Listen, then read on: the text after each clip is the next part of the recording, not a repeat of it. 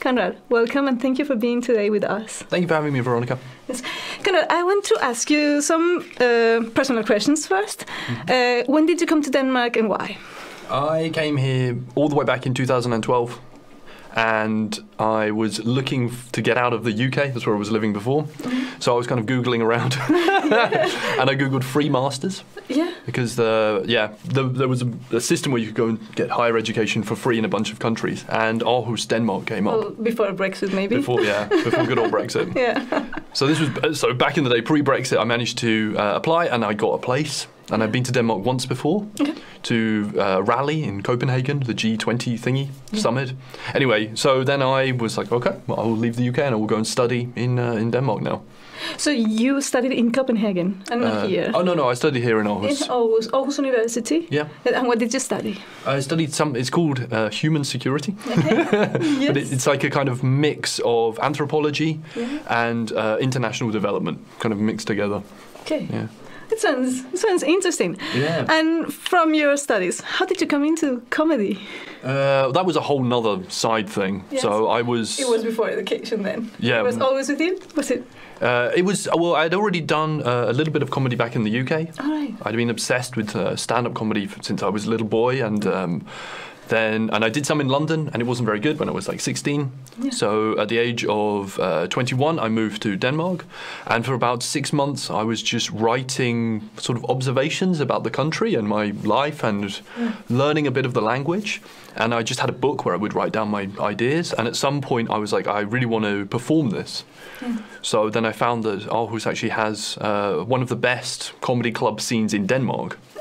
And I contacted them and I went down to, they call it an open mic, so just like 80 people in a room and then you stand on the stage, and I performed. Yes. And you have a limited time, I understand. I had just 5 minutes at that time. Okay, but it seems long when you have to make them laugh. Yes, exactly. It's like Interstellar. Like when you go on the stage, the time is running, so slowly. Just dilating and dilating, and yes, I understand. 5 minutes feels like, 2 hours. Yes, and then you could use those observations you made. Yeah. So what has been? You have different material.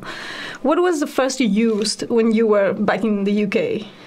Well, that was the thing. The big problem I was having, looking back on it now, is that I didn't know how to write a joke. Okay. When I was like 16 years old, and I had all these ideas about what would be funny, and I could imagine me on a stage making people laugh, but I couldn't actually get the idea to have a form that would be funny.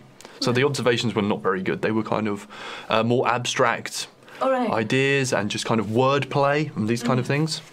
And for me, it just didn't work. And then when I performed in Denmark, this was now early 2013, it's about half a year after I arrived. It was much more like, this is my international life in Denmark experiences and funny things that had happened to me. And that first night I performed went really well. Yes. The audience at the open mic at that time was only in Danish. Okay. So I was performing in English, like randomly, as this like the English guy. Yeah. And they really liked it. They found it really funny. Yeah. And since then, I've now discovered that Danes really love that stuff, kind of the foreign perspective on them and their lives. Well, I usually ask about the kind of public you have and the people who are coming to your shows. How more aggressive could they be in the UK if you compare it to Denmark? Like in terms of audience behaviour? Yes, and heckling, for example. It's funny, yeah. I mean, heckling is a big part of the comedy scene in the UK. Yes, okay. So you are supposed to be heckled. Yeah, and I don't think necessarily it's a negative thing. There's this kind of unwritten rule in comedy that if you are in the audience and the comedian is not doing well, if you can say something that's funnier than the comedian, you should kind of say it. Should. Yes, you shouldn't. Go. Yes, okay. And get the audience to laugh. I think what heckling now is kind of misunderstood or has kind of evolved into is just people shouting whatever. Just random things or just trying to disrupt the show, but that's not really the art of heckling. No. Because a heckler can say something very, very funny that makes the audience laugh and can actually enhance the show. Yes. It's very popular in the UK, and you do get some very funny people in the audience. People think they're comedians. Yeah. Not always. It doesn't always work. Not always funny. No. Oh yeah, half the time is not good.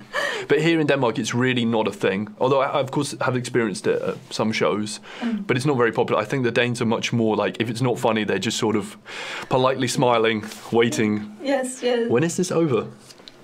You know, when is this guy going to leave? Yes, or when is the funny beginning? Yeah, exactly. Exactly. Yes, I have heard that Danish audience are more polite, or they wait for you and they give you just this space. But yes, would you say that the audience from Copenhagen and Aarhus are different? I would say that. It's funny. I mean, I've performed a lot all over the country, like especially on Jylland, but also on Fyn and Sjælland as well. And I would say just generally, if you're in a bigger city, the vibe from the audience can be a lot more friendly. Okay. And then sometimes in the smaller, more understanding. Yeah. I don't know, it's hard to say, but more like they kind of, sounds bad, they kind of get what a comedy show is about. Okay. Because sometimes you go to very small places and you perform, and perhaps these people haven't been to that many comedy shows, or they're not quite sure, because sometimes I've performed and people really think it's supposed to be interactive. Yeah. You know, they're kind of standing up and they're having a conversation with me. Because, you know, a lot of comedy is rhetorical questions, you know. Yes, yes. Did you ever know, blah, blah, blah. And people will stand up and be like, yes, I did, and this happened to me, and X, Y, and Z. Yes. Okay, now sit down, please. Yes, exactly.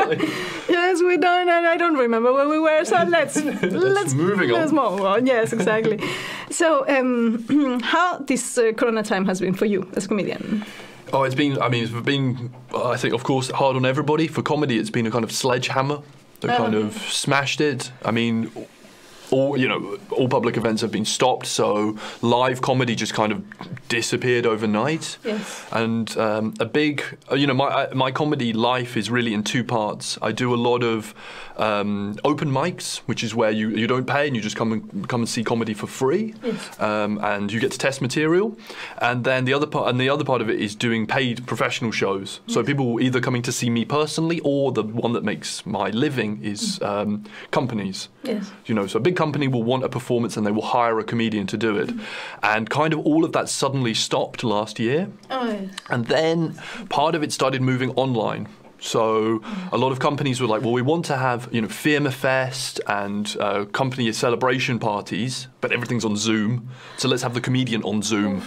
So most of my comedy shows are November, December in the year. And over that period, last Christmas, I did a lot of these online live stream shows. You must elaborate like another persona almost, because you when you stand up there and then you begin to complement your jokes with what you show bodily, it's like, how did you do it? It's that's the thing with live comedy that's really important, is you have a very strong relationship between the audience and the performer.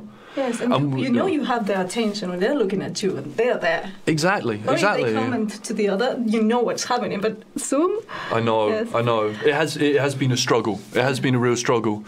It's just so strange because it's not like an active behaviour that you have when you're on stage, where you're like, okay, now they're laughing, then I say this or this. But it's just like a conversation. Yes. It's very natural and it flows. And when you're there with a webcam, and often people, they don't even have their camera on or their microphone, so sometimes you're just performing for a black screen or silence or whatever. No. It's really hard. You don't know, like, a big part of comedy that you want to avoid is called bombing. That's when you're performing and they're not laughing. And so when you're performing and the screen is black and there's no microphone, you're like, am I bombing? Is this terrible? Are they laughing? Yes. Is this good? And that really makes you nervous and affects your performance. Yeah. However, at the same time, I also have realised, at first I really didn't want to do them, and then I just kind of realised that this is just, there are a lot of people who are at home now, working from home, and they want some comedy. And this is the best solution we have at the moment. Yes. I did a drive-in show. Driving? Yeah. How was it? Please tell us about it. That also became quite popular last year. So you just have a big car park and a big stage, kind of like a festival stage, where you would have a rock band, but instead it's like one comedian, very small comedian. And you go up there and everybody's in their cars. Okay. It's like the concerts they made at some point where you come. And did you get them to hear you? Did you have like radio station or Exactly. Okay, through radio. It really evolved. I did one quite early on where the format had not really been fully realised. But yeah, the idea was that the microphone was linked to a system and you could tune in your car, so you could actually really hear the audio very well. Yes. The thing was the response. Lifetime. Yeah. Yeah, exactly, in real time. Yeah. But the response was difficult because they're supposed to honk the horn in the car. Okay, if they enjoyed it. Yeah. Okay, that kind of connection is like not very natural, is it? At all. And you can't really see anything. You can see, you know, if you go to an airport car park and it's just hundreds of cars.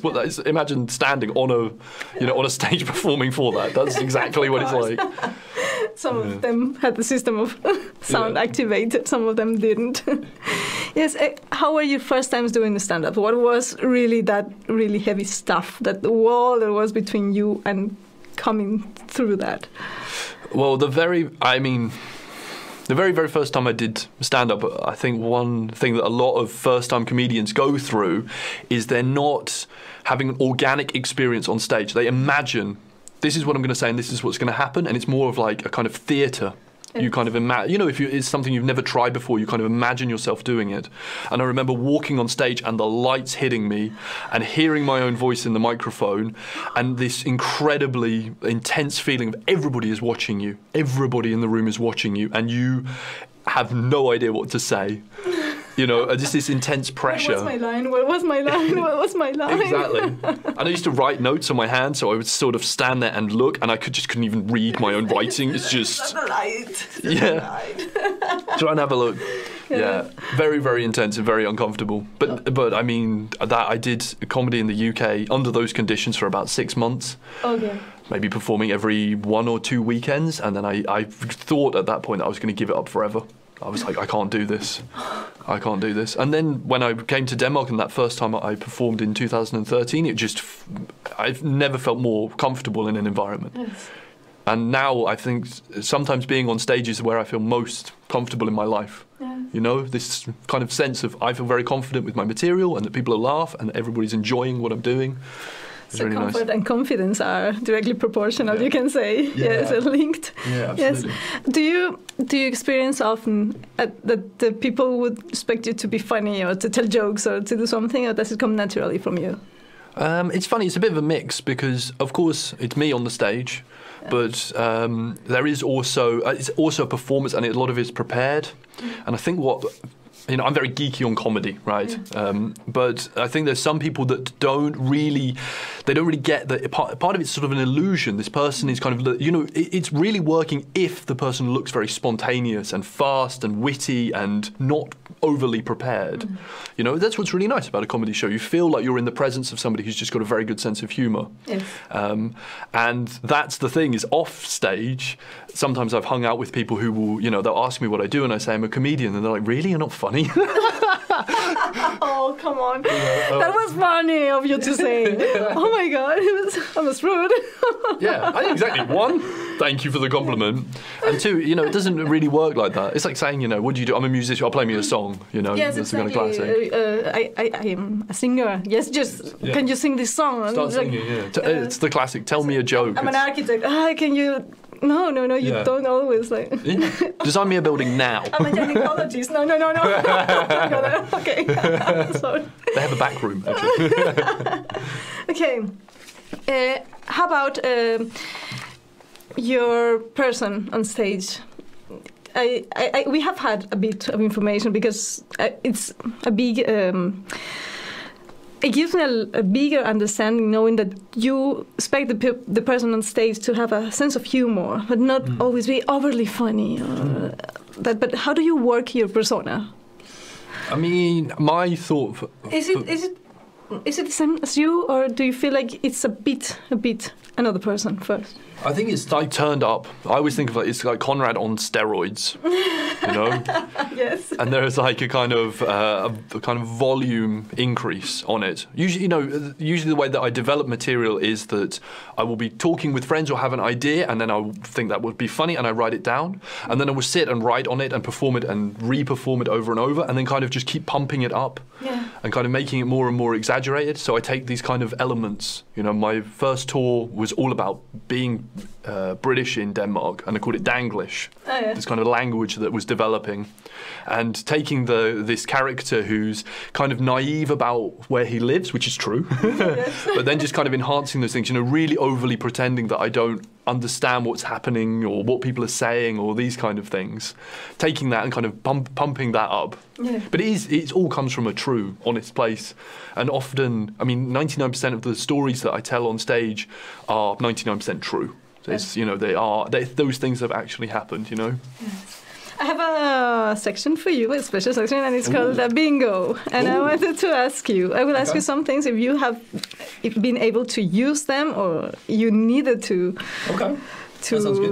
take that card. And I will begin.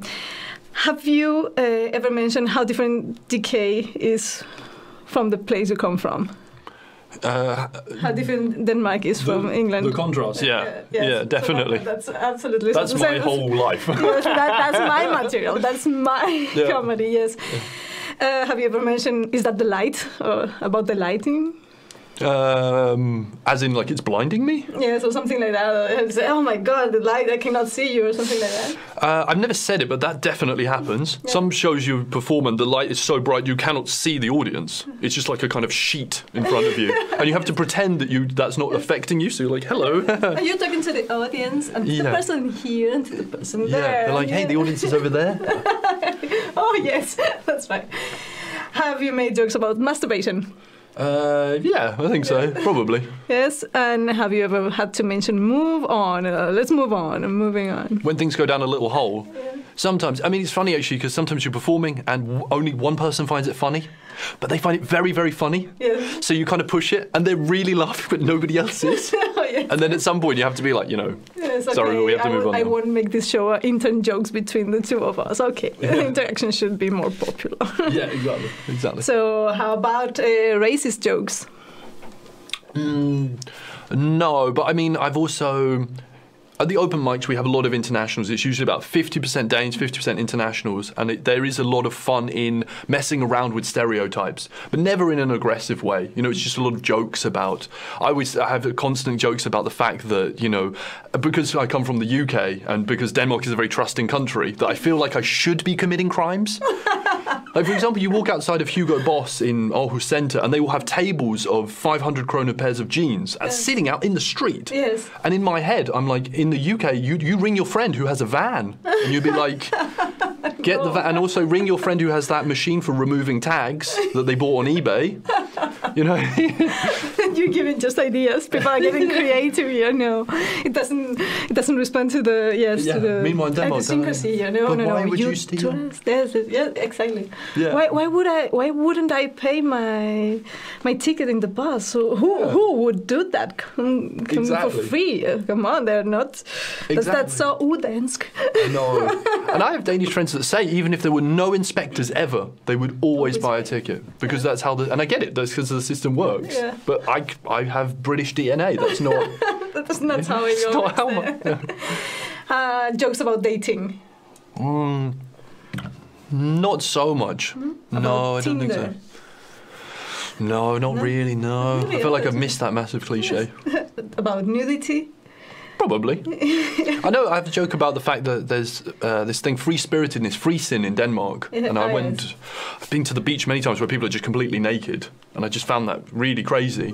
Because I was on an island called Anholt, very small island, 150 people. Yes. And you would go to the beach and people were naked, but you would see them later in the shops in the town. But you just saw them naked at the beach. Because at least, you know, in a city, you see somebody naked at the beach and that's the last time you ever see them ever again. But this time you're like, hang on, aren't you the baker in the, yes. You know, in Laukehuset? Was it you? Aren't you the school teacher? Is that your penis? But really, it was like that. Yes. How about ex-girlfriends?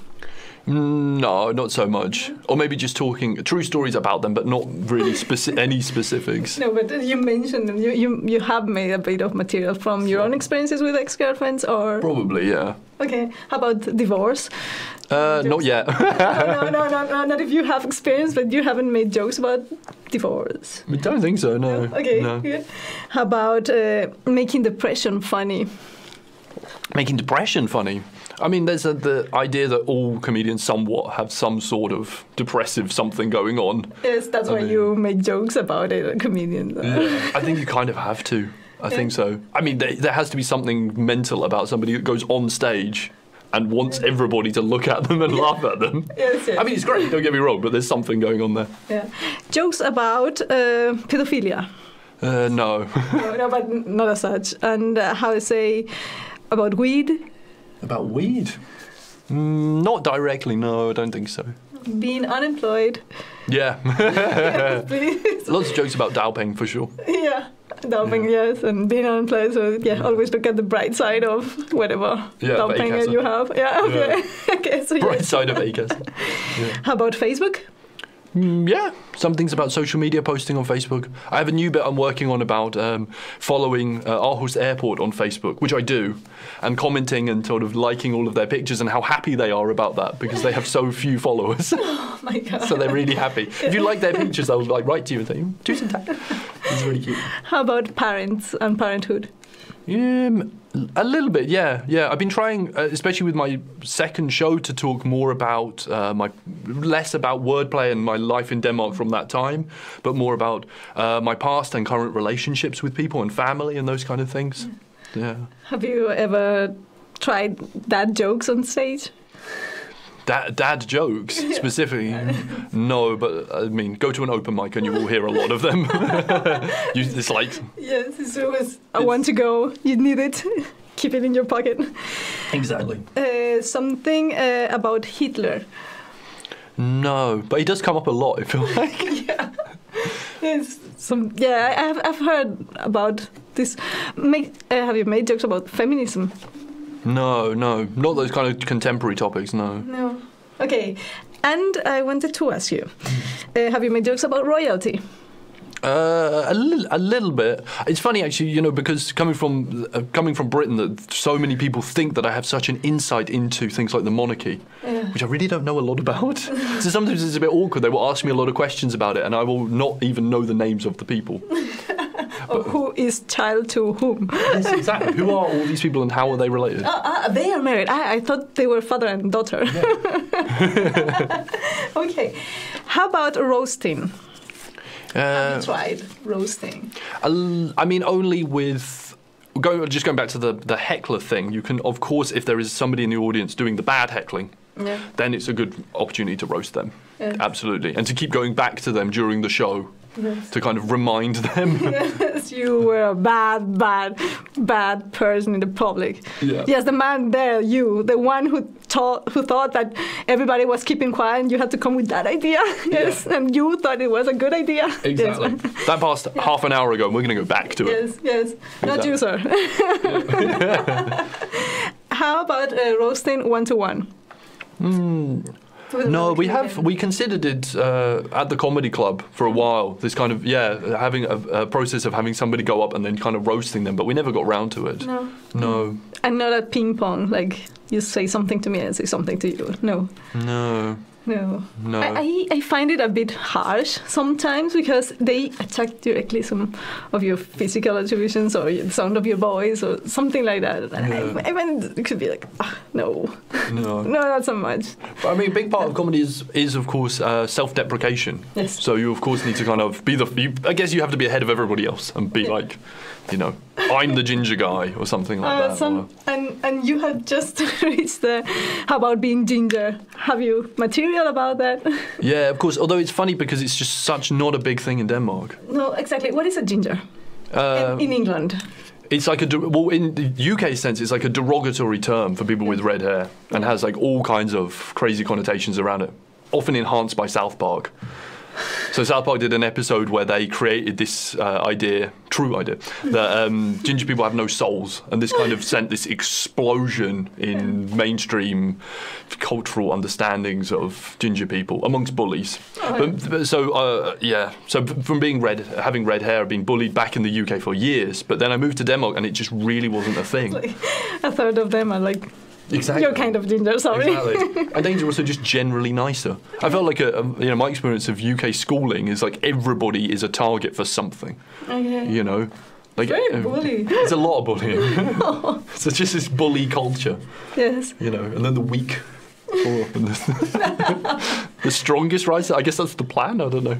How about if you should compare British humor and Danish humor? What are the things that are alike, and what are the things that are very, very different? I think there is a large crossover. I think the Danes, like the Brits, are also quite good at being self-ironic and not taking things too seriously, and also this sort of a bit more. Sort of dark, not dark, but kind of darker humour about the morbidity of life, these kind of things. I think the Danes are very, very good at that. Yeah. And so I think there is a huge cross. I think the proof is the fact that UK comedy shows do very well in Denmark, and just they just subtitle them. So I think there is a big market there. Yeah. So you didn't have like a problem coming to the public or to your audience with your jokes, like as you wrote them, because they would laugh a bit about it. Yeah. I think we were somewhere on the same wavelength. Yeah. So, and what is something that is different? It's hard to say. I mean, my knowledge is really bad, but my knowledge of Danish comedy is very limited. Yeah. Because my Danish is not that good. So the only Danish comedy programs that I've watched are things like Clone, where you actually have subtitles. And of course I see my Danish friends performing both in Danish and in English at our separate open mic shows. So I know their humour translated. But they also tell me that they also feel like their performance is very different in both languages. Okay. And how about the humour within the population? Because I believe myself that humour is a very intimate part of the human being, and it comes really deeply attached to your mother tongue. Yeah. And when you travel and you see the world, maybe you can understand some things that could be really a no-go in certain places, and a really common fraternal joke in other places like Denmark, England, for instance. But when you see or when you talk to people, would the way they show the humor be different? For example, in Aarhus, what you have seen, and with your people back in England? It's a very good question. I think on a kind of perhaps on a one-to-one level, that something I don't, the humour aspect in the UK that I don't like is we have a lot of kind of lad culture, which is kind of like that roasting thing, that you kind of prove your friendship by basically bullying your friends and saying horrible things about them in front of them. How much can you take? Exactly. So much, you're my friend. Exactly, like humiliating to the point where if they're not your friend, they'll never talk to you ever again. And that is something I'm really glad that doesn't exist in Denmark. I feel like Danes, I think they're much more honest about their general feeling about things, and they will it can come across as very blunt, that they will just say, or not respond to you or not want to be friendly with you. But that's so much nicer than kind of the British mentality, which is just talking about you behind your back, That's is the way it goes down around there. Yeah.